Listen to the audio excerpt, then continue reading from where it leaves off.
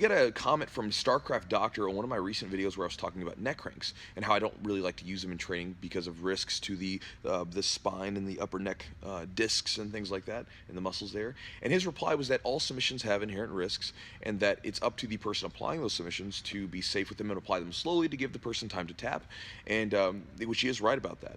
And so StarCraft Doctor, thank you for the constructive comment, even though you disagreed with me. I appreciate that, rather than being a YouTube troll. But I did want to go a little deeper into the neck crank argument with you and just sort of talk about it. So the differences with the neck crank opposed to like a typical submission like an armbar, kimura, heel hook, the things you mentioned in your post.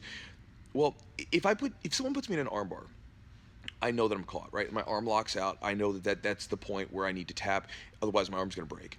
I know that when someone puts me in a kimura, my shoulder gets very tight, and at that point, I know I need to tap. If someone that I'm rolling with puts me in a good heel hook, right, they get really good control of my legs, my knee, and then I feel this tightness, and I'm like, ooh, they've got my heel, I need to tap. Neck cranks, that threshold is not quite so clear, because I know that over the years, like, I started using neck cranks back in the day when I was first getting into jiu-jitsu, because I thought it was a good submission, because I saw these wrestlers using it in MMA and jiu-jitsu, so I thought I would use them. And I couldn't really get anybody to tap with them. Now, I would crank their neck really hard, but still didn't get the tap. And the old schoolers, the experienced people, would always tell me they're not really a legit submission. And when I would put them in the neck cranks anyway, they would just get really irritated afterwards and then crush me. And then as I've gotten more experienced, I've found that I really don't use them intuitively. I just don't use them anymore because the success rate is very low. And also, it's like, again, I'll crank on my partner's neck, but I don't really get anything from it. And when people put me in the neck cranks, again, I don't really tap from them, because I'm just sitting there, I'm eating it, I'm like waiting, I'm like, okay, like whenever you're done, we'll go back to rolling, because I'm just like making sure my neck doesn't get too cranked on too much. There are some cases where I'll tap from a neck crank, but it's one of those things where, like, in the back of my head, I'm like, if this was a tournament, I wouldn't tap, but I don't want to spend the next 2 minutes of my roll just having some guy like spaz out on my neck. Does it make sense?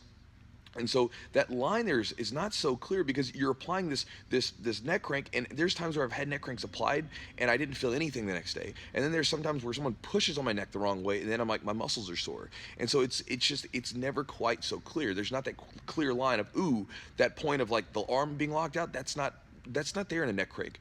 Now, that there are some exceptions to this, like the neck crank, the jaw face crank from like the back mount position. That's a little different. And then the second sort of thing that I was thinking about that maybe separates them from typical submissions is the fact that it's based purely upon pain, right? Like the arm bar, for instance, right? My arm is going to break. There's no pain involved with it. Like, it's like once it gets there, I tap quickly so that someone doesn't break my arm. If someone puts me in a heel hook, again, there's no pain involved. It gets tight, and I'm like, ooh, you caught me. Before it gets to these popping and everything starts cracking through there, I tap out. If someone puts me in a choke, again, they can choke me unconscious. There's no pain involved. A neck crank is purely based upon pain. And when you get into grappling, man, we have high thresholds of pain. And so you're pulling the neck, and you're like, you better tap out because it's going to hurt really bad, you know? And again, maybe my neck hurts tomorrow, maybe it doesn't. There's no guarantee on that. And where if you put me in an arm bar and you go past that threshold, there's a guarantee my arm is going to be broken, right? Or if you put me in a heel hook, I'm guaranteed that I'm not going to be walking straight the next day. With a neck crank, you can put me in a hard neck crank, I might be fine, you know. But again, there's so much ambiguity to it. It's not clear that this is going to happen and this is sort of the outcome. The threat is not always so clear with it. And so it's based upon pain. And I don't necessarily think that that's just the cleanest submission for a day-to-day training session. Now, again, can you use them in fights? Can you use them in tournaments? Yeah. Should you know them? You should. And should you be able to defend them? Absolutely. But again, it's one of those things where I think in a day-to-day training situation, again, I speak from years of grappling with lots of mileage on my body, right? I'm a young guy. I'm still 32. I'm not old, but at the same time, I've had some miles put on this body. And I can tell you from that sort of standpoint, my objective is to train as hard as possible, as clean as possible, so that myself and my training partners come back in the next day. And if I'm just wrenching on someone's neck, trying to get that tap during training, I just don't think that's a good exchange. Because again, I need my training partners in the gym because they're who make me better. Right? And so again, that's my reason for not liking the neck cranks as much as regular submissions, because one, you don't have that clear line, that clear threshold of, hey, this is it, you need to tap. And then other times, you know, again, it's just based upon pain. And I just don't think that that's the smartest way to go about your rolling.